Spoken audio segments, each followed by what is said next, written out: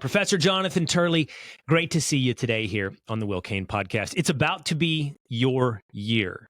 2024 is about to be the year of politics in the courtroom. And we're already getting started. We're already getting started with Donald Trump. We're getting started potentially with Joe Biden. And we're getting started through the prism of Hunter Biden. Now, you wrote a column recently where you were a little bit shocked that Hunter Biden called a press conference out in front of the Senate side of Congress to say he would not testify before Congress. You said of all of his options, that was the one option that he didn't maintain. What's going on with Hunter Biden? Yeah, I have to tell you that there are certain moments as a legal analyst that just baffle you. I take pride in being able to give both sides of the rationales for certain actions.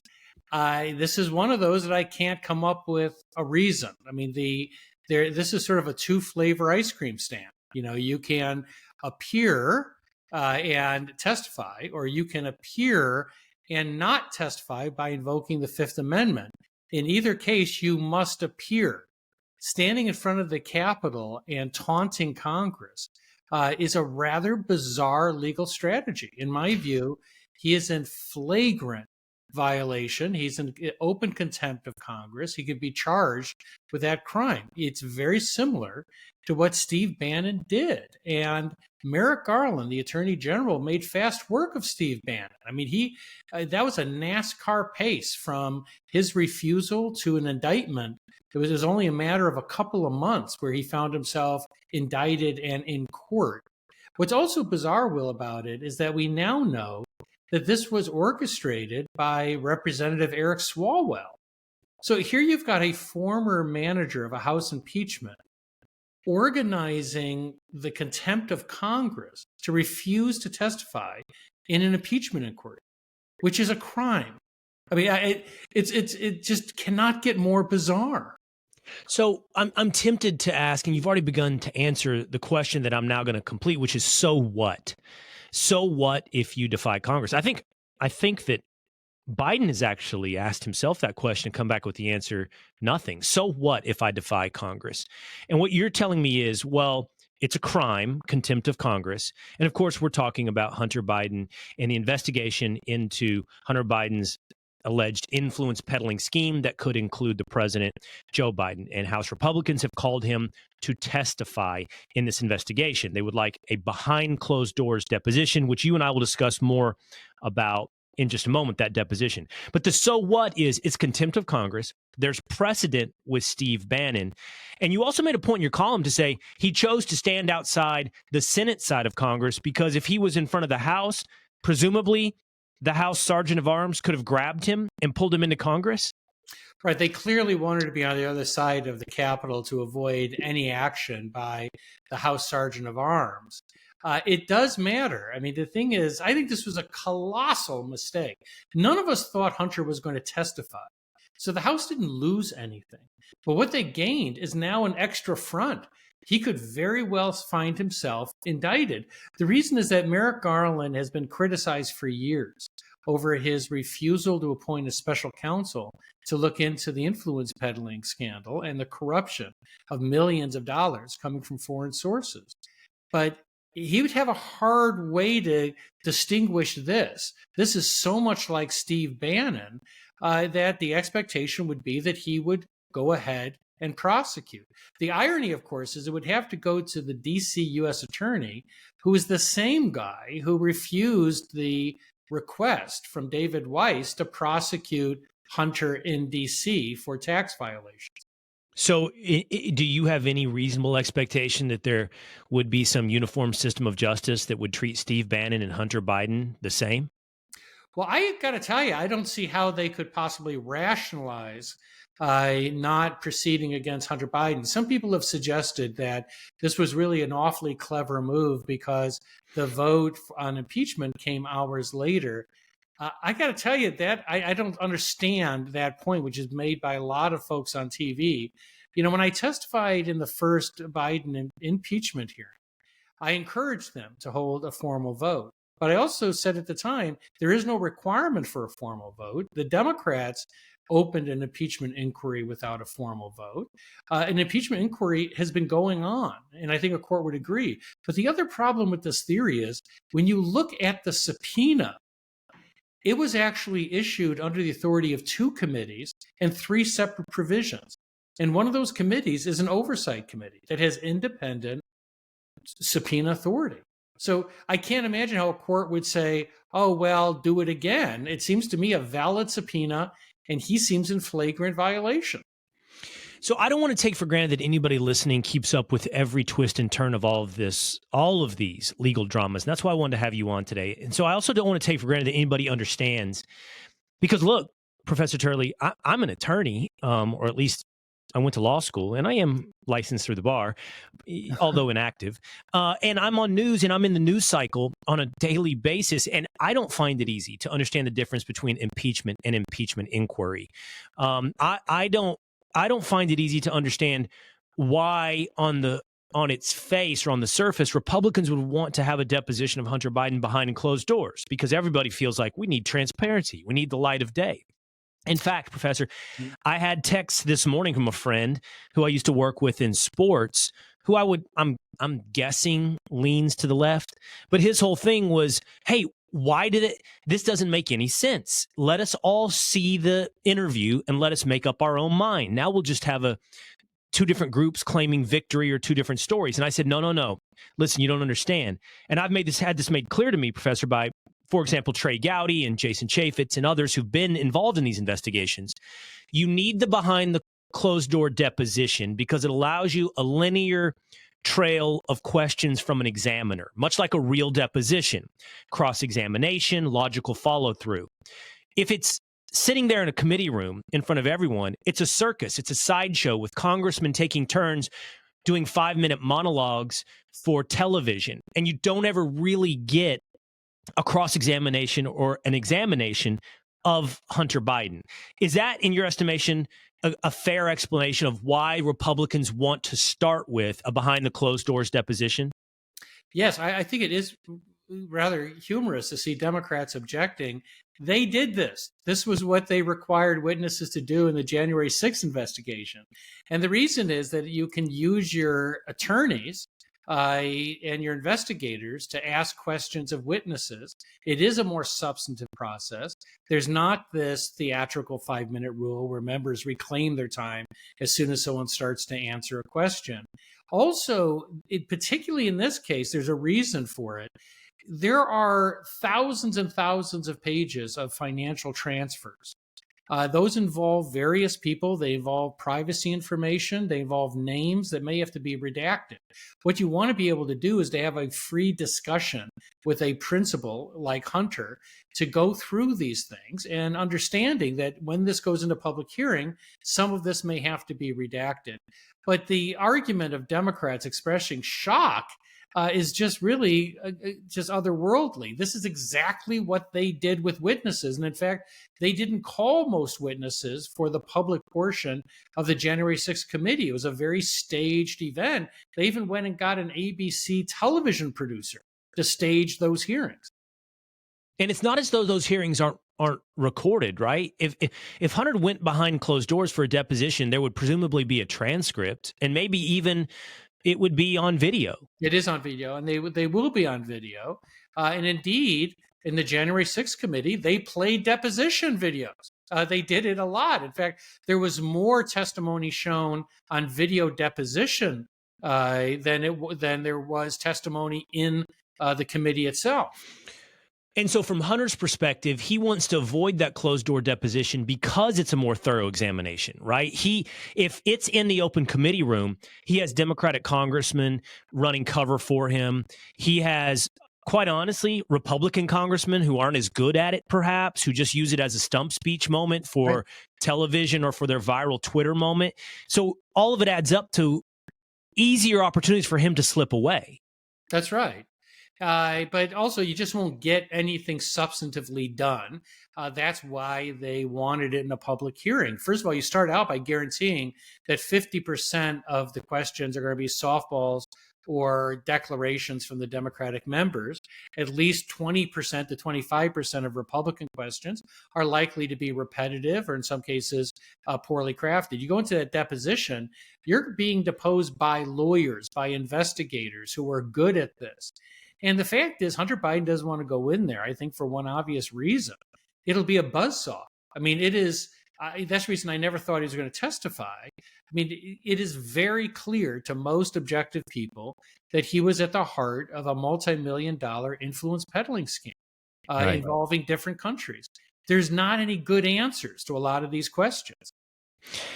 So back to now I don't think the casual, even when I say casual, it almost is inappropriate, because I think even if you're in on a pretty frequent basis on the news cycle, it's hard to understand the formalities of an impeachment inquiry. I personally have spoken to the House Speaker about this, and I'd love for you to help us understand. By moving, they've now voted for an impeachment inquiry.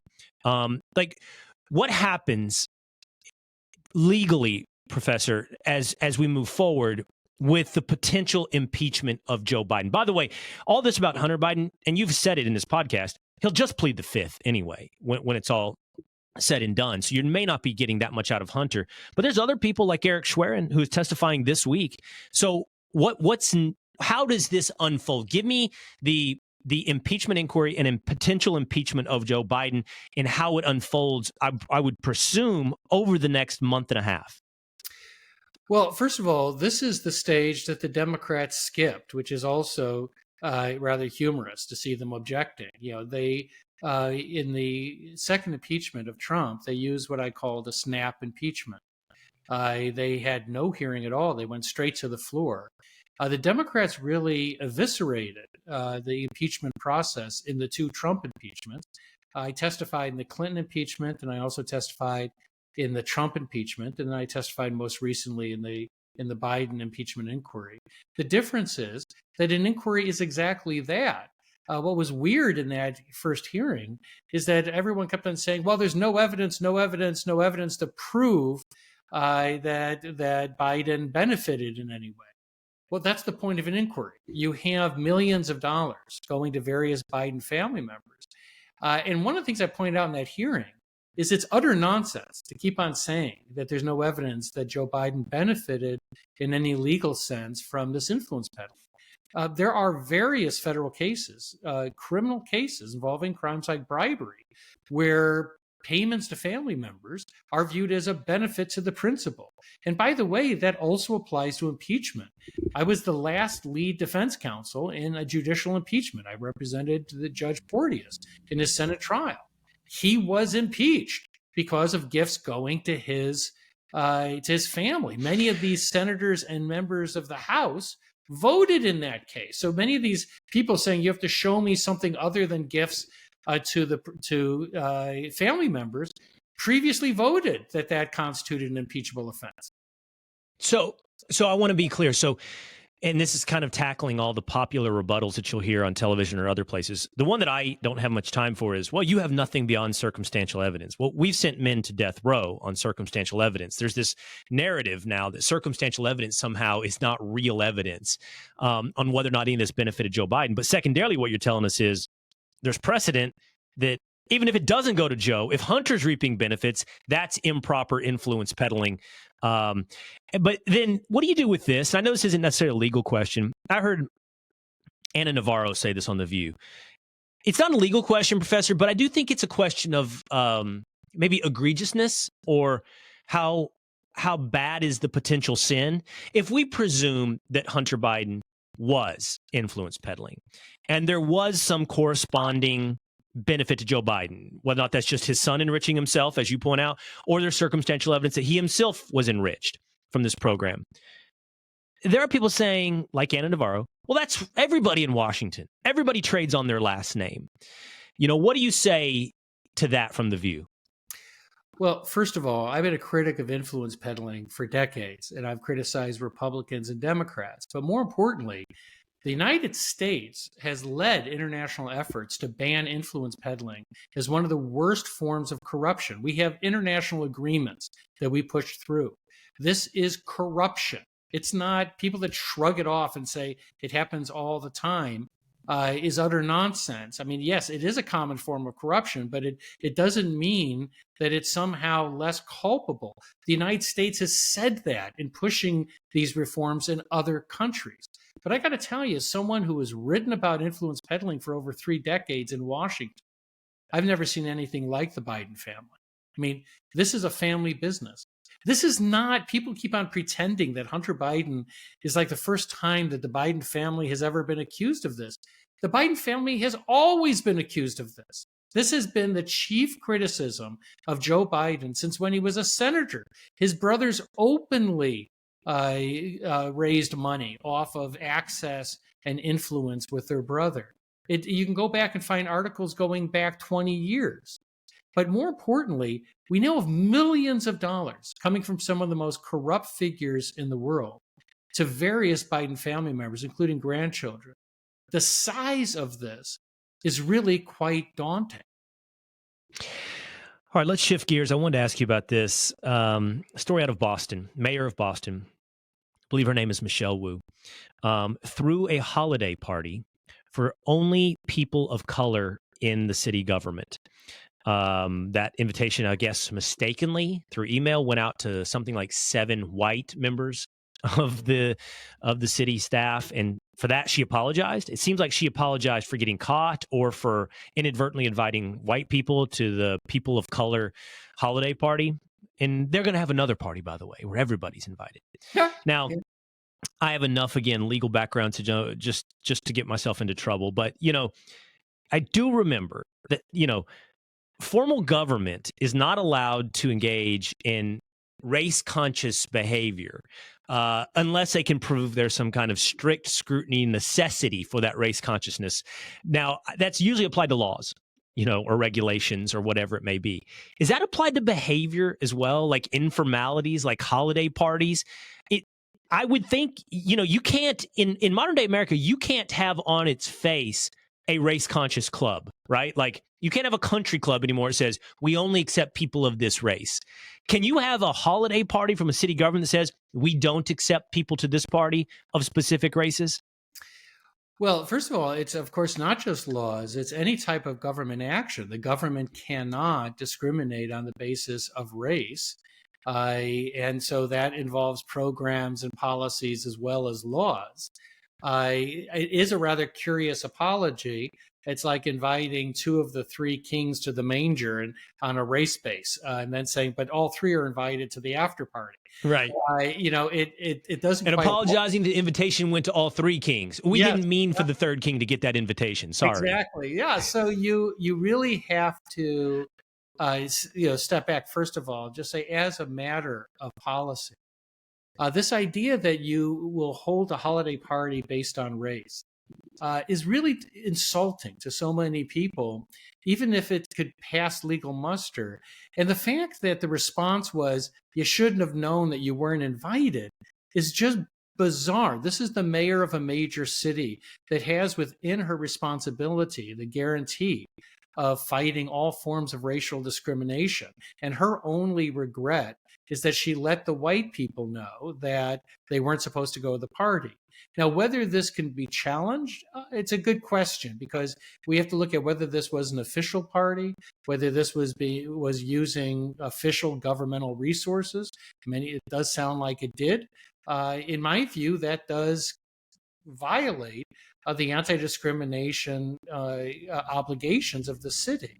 Now, courts have given some leeway here, right? There are lots of special programs based on race that are used as outreach programs, educational programs, opportunity programs. So they can argue that this is part of that, but there's a plausible argument that they're engaging in race discrimination in an official function.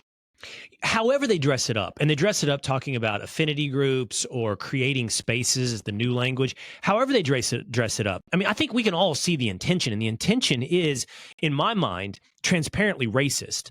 And what I wonder is, even though you said there's some precedent, I kind of wonder, Professor, if there's not some legal racial reckoning coming for everything that has been indulged over the past roughly 5 years, wherein we've kind of embraced a new form of segregation, but it's done under that dressed up language of creating spaces at college campuses for certain racial groups where it's on its face exclusionary, and I think that, I don't know, the Constitution that I learned about in law school didn't allow for all of this kind of stuff, especially if there was some kind of connection to government, to the government. I wonder if there's not some legal reckoning coming for the way society has lurched over the last 5 years.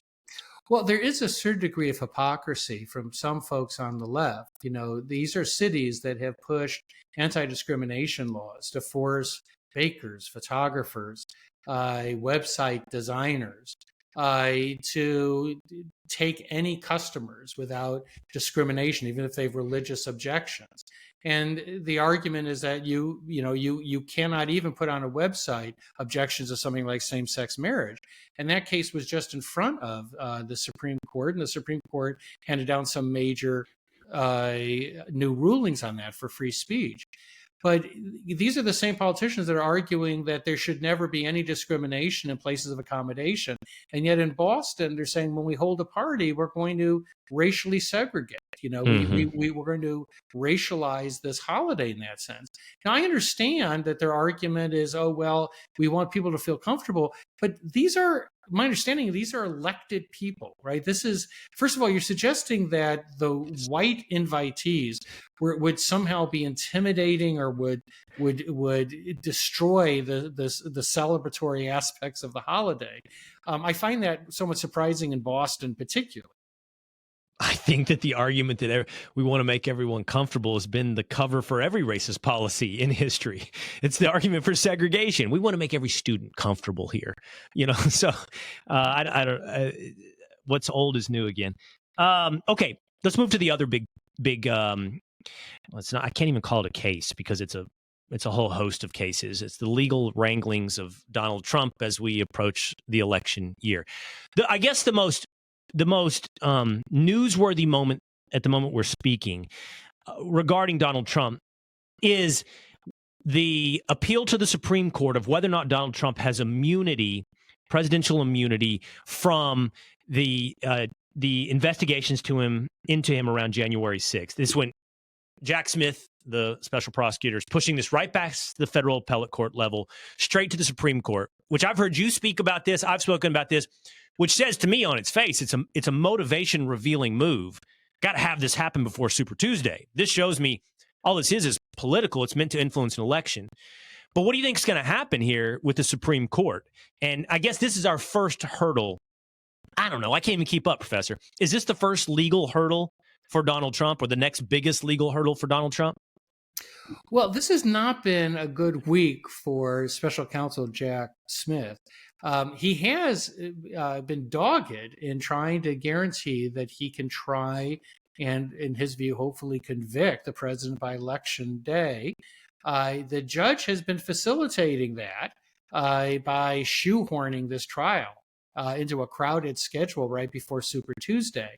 But there's an urgency in the filings by Smith that it's essential to get this done. Some justices may ask, why? I mean, they may not share that sense of urgency. Even if Donald Trump is convicted, it wouldn't keep him from serving as president. It wouldn't destroy his eligibility to be on ballots. And so some of these justices may say, well, I understand this is an important issue, but because it's important, maybe we should hear from the Court of Appeals and then render a decision, because that's the regular order of things. But for Smith, this is really a bad series of events, because the judge in D.C. just stayed further proceedings. So nothing is going to happen during this pendency. If the Supreme Court decides, we can wait for the D.C. Circuit, even if the D.C. Circuit expedites review, that's going to kick any type of argument in the court into the next year. It's going to make that March trial very difficult to hold on to. But Smith has another weird thing looming here, and that is, I think that he has to be concerned that if Donald Trump is elected, he could self-pardon himself. So if this trial goes beyond the election, Jack Smith may never see the inside of a courtroom. And so the Trump could issue a self-pardon, or his new attorney general could scuttle this investigation. So the urgency that you see in these filings is understandable. I'm just not sure all the justices are going to share that. So remind me, because we lose track over time. You've got the New York case, the quote unquote hush money case, which you and I have spoken in the past, you think is by far the weakest, I believe, of the three cases. I don't know what the schedule is on that particular trial. You've got this case, Jack Smith's case, into January 6th, and then you've got one in Georgia as well, right? Is that the totality of criminal cases that Donald Trump is facing as we approach 2024? Yes, the strongest one is the documents case in Mar-a-Lago. That's the one with the strongest evidence, the most well-established law. That's scheduled for May, I believe, of 24. That could also move because that case is really heavily laden in classified material. I've been lead counsel in classified cases, and I got to tell you, they really move slowly. It is a nightmare to get through this number of classified documents, particularly if you don't clear a lot of lawyers. In some cases, I've been the only cleared lawyer, which reduces this to a glacial pace. But that is scheduled for May. The Georgia case is going through a bit of a change now. You've got a number of people that have pled guilty. So the question now is, how serious is that case? There's still some challengeable aspects to Georgia. The problem is that many of those issues have to wait until after a conviction. For example, I do believe that Donald Trump has a strong free speech claim to make. They are criminalizing things that he said in that speech. I just can't see how that fits with existing precedent, cases like Brandenburg. And when it gets to the Supreme Court, I think all bets are off. That's regarding Georgia, or is that regarding Jack Smith's With case? regard to Georgia, Smith also has free speech issues, but for Smith, at first they're going to first deal with this question. But the really threshold question for the court is not the merits of presidential immunity. It is whether they want to allow him to leapfrog over the D.C. Circuit. Right. So it's four cases. It's the documents case in Florida. It's the Georgia case. It's the January 6th case. And it's the New York case. Right. With and there's a number of civil cases that are scheduled. And a number of civil cases as well. So what does that mean? Does that mean, there's the phenomenon, and I'm asking you a political question now instead of a legal question, but we're just having a conversation.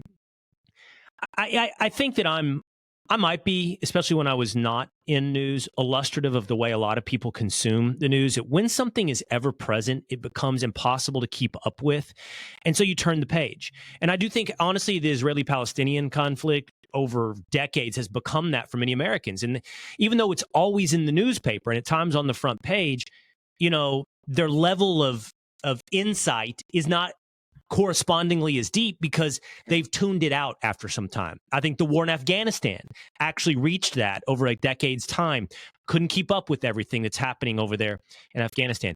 Trump's legal cases, what are they going to be in the news cycle every week? There's going to be something on one of those four, and then you add in the civil cases, to your point.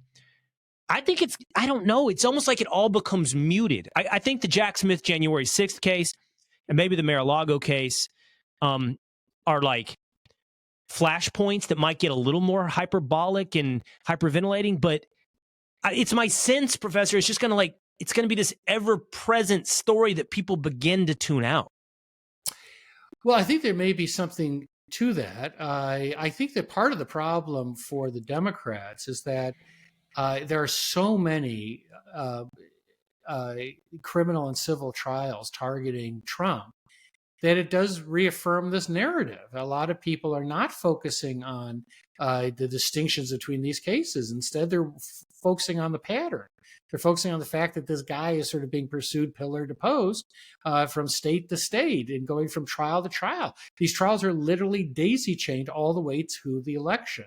That doesn't sit well with a lot of Americans. And so you're right. They may not be focusing that much on the individual trials as much as the pattern.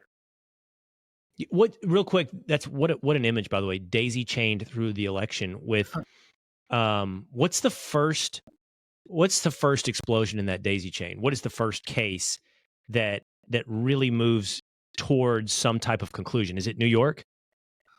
Well, New York, it's such a mess. We don't know what's happening in New York and how fast it's going to move. It's, in my view, is a pretty frivolous case. There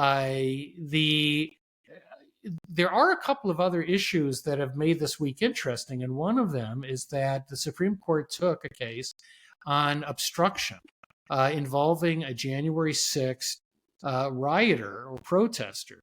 And the court may have to render a decision on the scope of the obstruction provision of what it can be used for. 2 of the 4 counts against Donald Trump brought by the special counsel are obstruction counts. And so that case could throw a new wrinkle into this for Jack Smith. This has been a problem for Smith personally, with the Supreme Court slapping back on exaggerated legal claims. It was also the same problem for Mueller's deputies. They all were involved in Supreme Court, not all of them, but some of the top prosecutors in the Russian investigation also overextended legal authority. So the question is this going to be a repeat where the court's going to look at the obstruction provision and say, look, there's got to be more narrow parameters here, because otherwise anything could be obstruction. So to wind this up, I think I'm reading between the lines in everything you're saying here. Even though it's daisy chained as a constant throughout the next 6 to 8 months, New York will come and go most likely. By the way, I think you and I both would express a huge amount of humility should this ever get to a jury on what it doesn't matter how frivolous they are. These juries are people, and they're people in political districts, and they'll come back with whatever they come back with. The law aside, they'll have their own opinions of Donald Trump. But if it never reaches a jury, New York is frivolous. Georgia and Jack Smith, January 6th, are both about the First Amendment and or about obstruction, which you're saying will have some indication from a January 6th case on the seriousness of obstruction. And so those will be big debates in the public sphere about both of those things, obstruction of justice and the First Amendment, the limits of the First Amendment, which, by the way, I think those aren't even close to anything that he said in any of those situations. But that leaves the documents case. That leaves Mar-a-Lago. That's right. And in the documents case, you could see a new attorney general for a Republican president really looking askance at that type of case, particularly if the other cases collapse. You know, these types of retention cases have tended to produce short terms. Even the most glaring violations have produced largely misdemeanor-like sentences. Most are not prosecuted. So the question is, if everything else collapses, is the powder worth the prize in going forward on the documents case? It may be. What I've always said is that case, I've always believed that case was the most serious threat for Trump. I mean, that is a very damning record of witnesses and documents. So that's going to stick around. I mean, that one has legs. Last question. Everybody, whether they're at a cocktail party, Christmas party, holiday party, whatever, everyone eventually gets to, is Donald Trump going to run? Is he going to win presidency from jail? The likelihood of that. Here's my question for you. Which case makes that hypothetical, makes that party question the biggest reality? And am I right, by the way, as you answer that question, am I right in thinking which case has the highest likelihood of making its way to a jury before it's tossed out ahead of getting to a jury? Because, again, back to the humility of what a jury will do, I don't trust a Washington, D.C. jury. So the question is, which of these cases make it to a jury to make that hypothetical a reality? You know, it's really hard because of the stay issued by Judge Chutkan, because most of us were saying that's the fastest horse, because the judge clearly indicated that she agreed that we should have this trial, by March, and she'll probably, if she has the chance, try to find another date, even if that doesn't stick. So that was always the fastest horse, but that race has been called for whether So the question now is the judge in Florida going to go forward with the documents case? That could move forward very quickly. The Georgia case is sort of weird because there's a lot of problems. I think she's overextended the racketeering theory. I think she's going to find that some of these people that pled guilty are going to be nightmare witnesses. I mean, it's not guaranteed that they're going to be good witnesses for the state. Most of them took easy pleas to get out of any jail time and keep their bar licenses. So they may not be a great boon for the prosecutors. We just don't know. But all of those, we're just not uncertain. It's incredibly unlikely that the president will be in jail on election day. If he were, he could still run for election. That happened with Eugene Debs, who was a socialist. But it's extremely unlikely. And then what happens after the election is anyone's guess. More likely that Joe Biden is impeached if you were taking betting odds between Donald Trump running from jail or Joe Biden not being on the ticket because he was impeached. Either way, you've got two presidential candidates wrapped up in their huge legal issues, which makes, as I said, this is going to be a huge year for you, Professor Turley, 2024. And thank God for that. I mean, the less time we can give political analysts, the better, I say. Give it to the legal analysts. All right, Professor Turley, thank you so much. Thanks, Will. Hey, it's Will Cain. Click here to subscribe to the Fox News channel on YouTube. It's the best way to get our latest interviews and highlights. And click to subscribe to the Will Cain Podcast for full episodes right now.